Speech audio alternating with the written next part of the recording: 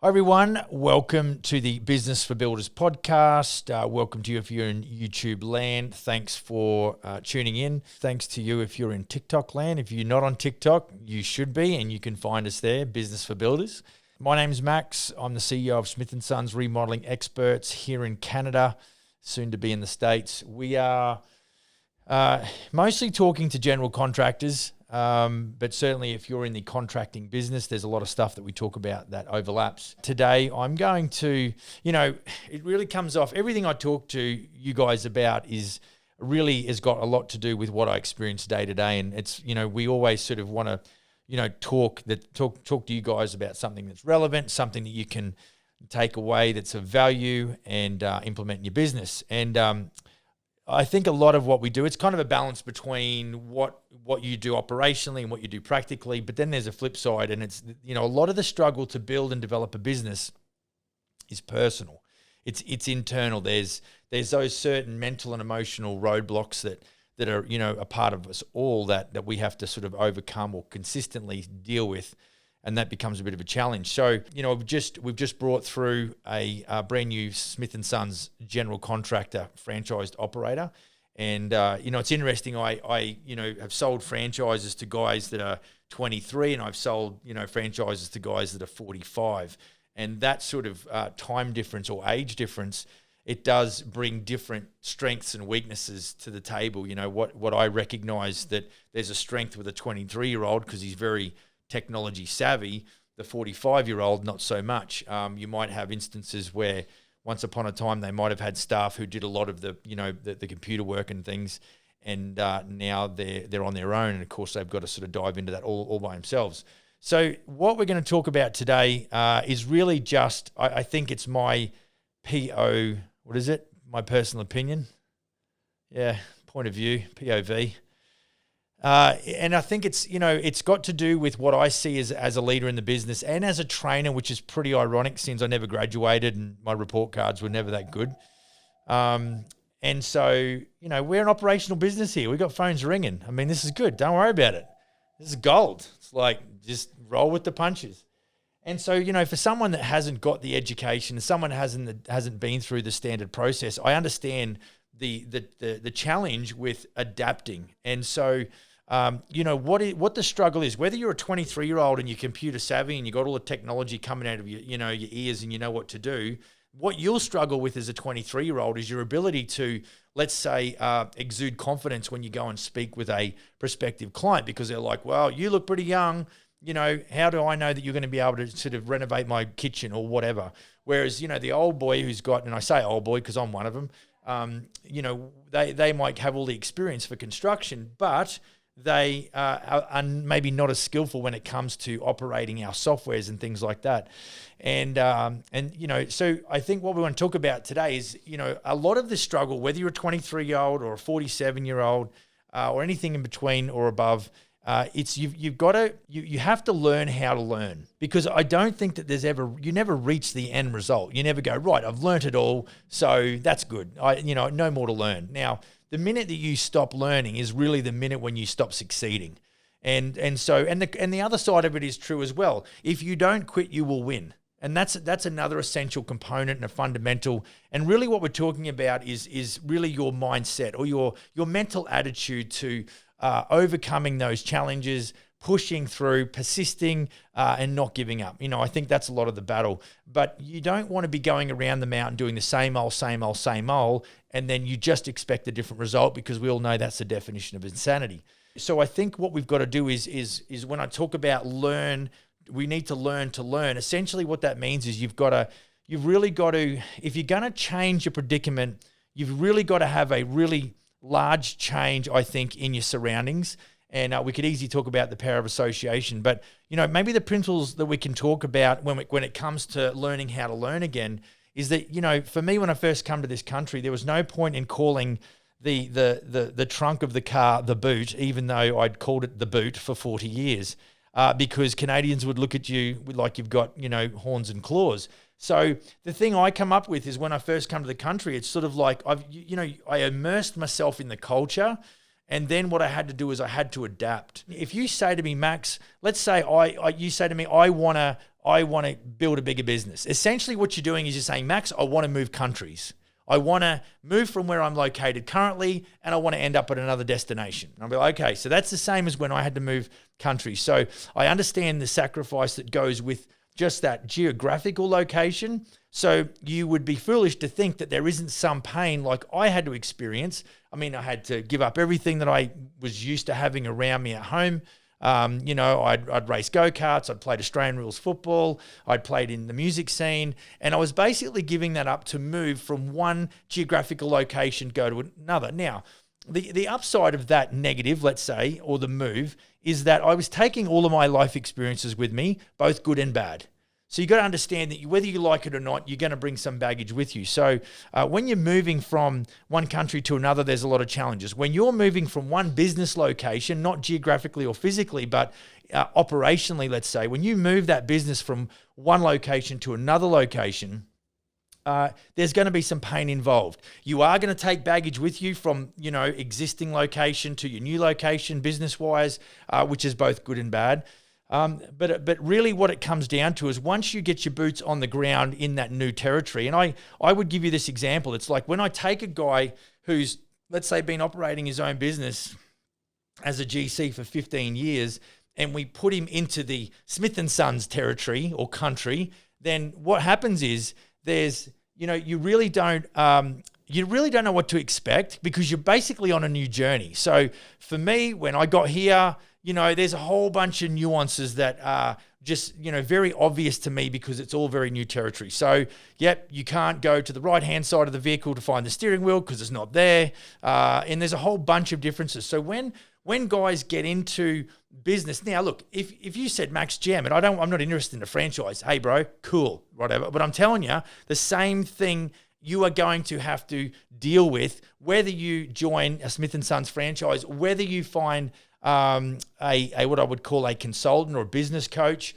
or even if you just decide to try and run the gauntlet by yourself, to bring about change, you're going to have to take massive action. And part of that massive action is to relearn. So, I've had guys in the business and I've dealt with guys where some guys have been absolutely awesome students, great work ethic, very diligent, really want to maximize the return on investment. And then there's other guys that tend to sort of negotiate and debate and, want to question the processes and everything like that. And what I found is, because it's no longer theory or it's no longer a suspicion, it's a fact, is that the guys that want to try and debate and argue and, rejig the system are the ones that basically they don't produce. It's just because that's where they're at.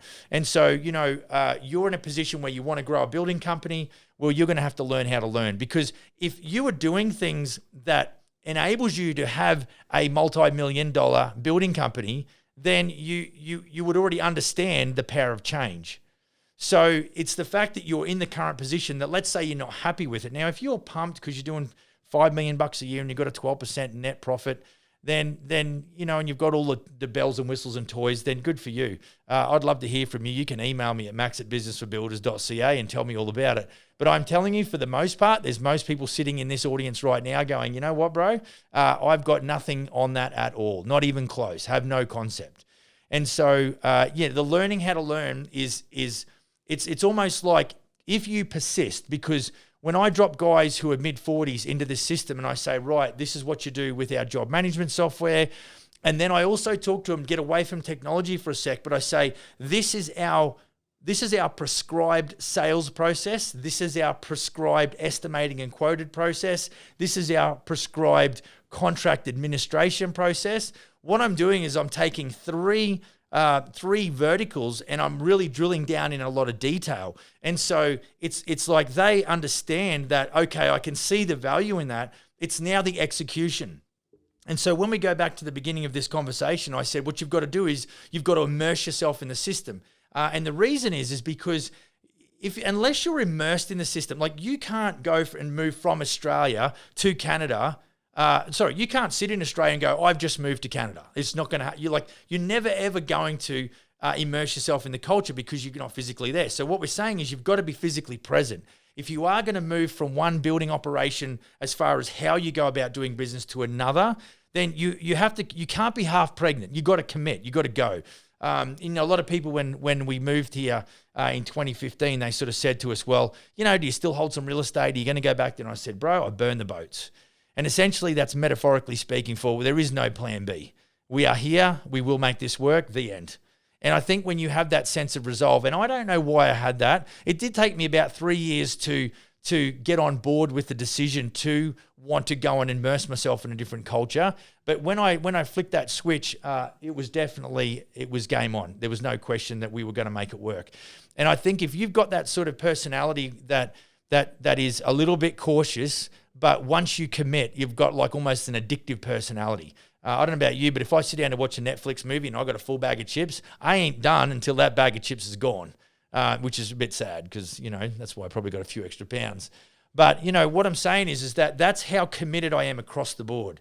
And so if you want to change the way or change the outcome, we're not talking about necessarily let's just change the way you do business for the sake of changing. I think you've got to have an end result in mind. And I'd always sit down and ask you, what does your end game look like? What is it that you want? If you can't tell me what you want, and if you say to me, I just want to make more money, I will punch you in the mouth because it's not good enough. You've got to have something more descriptive. It's got to be more emotional than that. You've got to have something where there's more around the lifestyle or the family time or the toys or something that is maybe practical, something that's very emotional, something that's even very selfish. There's nothing wrong with that. But it's like when you make more money, what are you going to do with it? Tell me that. And then what you can do is reverse engineer that. So you want to immerse yourself in this new culture, whether it's a franchise like Smith & Sons, whether it's a business coaching or consultancy type arrangement or relationship, whether it's you on your Pat Malone or going after it by yourself, you need to commit 100%. You need to burn the boats. It's like, right, I will make this work. And you would need to be, and so here's the thing. Let's say you go out and you want to do this. You go, Max, I've got a good brand. I'm good at what I do. I've been this for 20 years. I want to make it work. I say, righto, hotshot, this is what you're going to do. You are going to commit for the long term, and you are just going to be absolutely relentless in your journey of learning. You're going to put yourself out there, and you're going to slap me in the face and go, I ain't going nowhere near no consultant or coach. I'm not going nowhere near that franchise group. That's not what I'm into. I'm going to do this thing on my own. Booyah. Well, at the end of the day, bro, you're actually going to have a more of a positive attitude to learning simply because the amount of weight that's going to be on your shoulders to build the brand, build the systems, build the human resource, build the messaging that goes on your social, all of that weight is now sitting on your shoulders. So, when the clutch drops, the bullshit stops. It's a little racing term. We'll see at the end of the day who's who in the zoo and who's got the chops to bring about the result. And so a lot of my guys that I talk to, and I can't speak on behalf of coaches and consultants. I'm sure there's guys and gals out there that are great coaches and great consultants. But from where I sit, when the guys come into the Smith & Sons family environment that we call Smith & Sons, they really appreciate as we begin to take the weight off of their shoulders. That's all I know. So, because none of us really want to go and learn for the sake of learning. What we want to do is build a kick-ass business and make more money. But to get to that, the process is all about adapting or immersing, adapting. And I've talked about those two components. And if you're comfortable because you've immersed yourself in this new business culture, whether that is a state of learning as well, you can be not change your operation physically too much, but you can be in a state of learning. And I think when I come to this country, I had some sort of, there were some things that I had to get squared away before I could work. But in the time where I was waiting for my permanent residency to come through, I was just watching and listening to a guy by the name of Gary Vee, and he really did. This is before I could actually go and do business. We really weren't as a company ready to go, but I was starting to really educate and adjust my way of thinking to the business development process. Now, I'd been in the carpentry and construction and run a building company. I'd been around the game for 25 years, but what I was about to get into was franchising, and that I'd not really had much to do with. So there was a lot of research and there was a lot of learning that I was doing. So I was learning how to learn again. I'd have to sit still because there wasn't much else to do.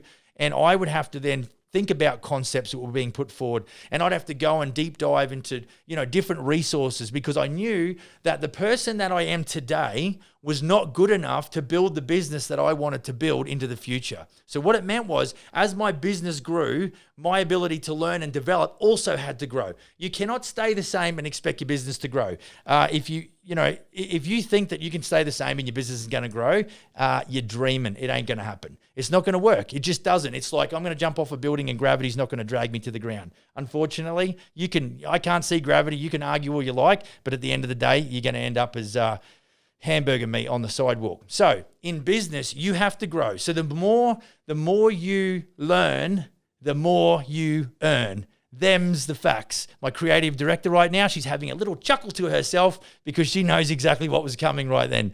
So it's fun times. But I think then you're going to immerse yourself in this new business culture. You're going to begin to adapt. And I think it's easy to go from Brisbane to Vancouver and get off the plane and go, right, I'm in the culture. I'm in Canada. Here I am. The biggest part of what we're going to do to get us to the altitude that we want to be at as business owners is when we go through the adapt phase. So you're going to have to, if like for my guys, we have a written sales process. We have a bunch of ways that we qualify, disqualify. We talk to them about our messaging and how it goes hand in hand with our sales process. We have estimating procedures. And really, this is what they're going through is the adaptation stage. They have immersed themselves. They've committed to the brand. That is Smith & Sons. They're now in the adaptation stage. And that is the most painful, and it probably takes the longest. Now, once you have developed the basic skills around using the Smith & Sons system, the approach to sales, the way we estimate, the way we quote, the way we disqualify, our identification of our preferred client profile, all of these little intricacies that actually help us do the job a lot easier, then what you start moving into is the excel stage. So we've got immerse, we've got adapt, and then we've got excel. And everyone likes the excel stage. Why? Because that's where the dollar signs are. And so, I think with the end result in mind is what's going to keep us alive and keep us motivated, even when we feel like, shit's not working out the way we want it to. Where we've got a staff shortage. Maybe the kinds of leads or clients that we're working for currently aren't really what we want. But ultimately, when the guys and gals go through that adaptation stage and they begin to get very comfortable in the saddle, they've broken the saddle in, it's now working really well. A lot of the stuff that as I teach, I sometimes forget how complicated it is because it's so ingrained. It's so in my natural sales DNA.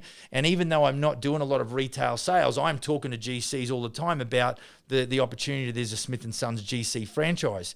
So I'm very aware about the sales process and dealing with people and all that sort of stuff. So, I like to see, and I've got guys that have just started and they've just immersed themselves in the system and they've just kicked off on the adaptation part of this business. And then I've got guys who have gone through a lot of that adaptation part and they're starting to move into the Excel, or they're starting to see some results, which is really, empowering and inspiring them to actually do more, because finally they're getting to a point where they have great people who run the business systems because the business is systemized. And of course, because of that, the business operates almost without them. And so, none of them are what I would say in the clear, but there's a couple of guys particularly that have got their eyes on the prize that really want to set up that business infrastructure so they can have, a better lifestyle, which is what we talk to our guys a lot about. The reason you're getting into business is so that the business pays you an ROI, and even if it's not a lot of money, at least you want to buy some of your time back. So, look, I think that's about the long and the short. Learn how to learn. Be comfortable going through the pain. I still experience that. I'm out the back there, playing with software and there's parts of it where it just drives you crazy.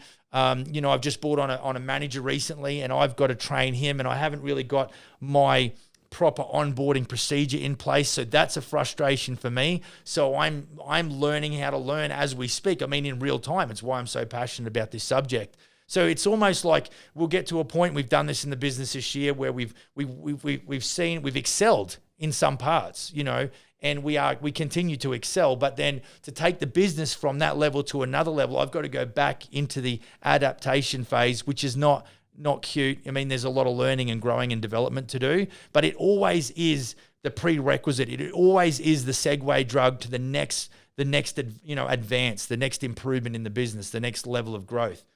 So I hope that helps you in your business development sort of process. Maybe you're in a decision-making process. Maybe you're sitting there and you're working for some guy or gal and you're tired of it and you want to run your own show.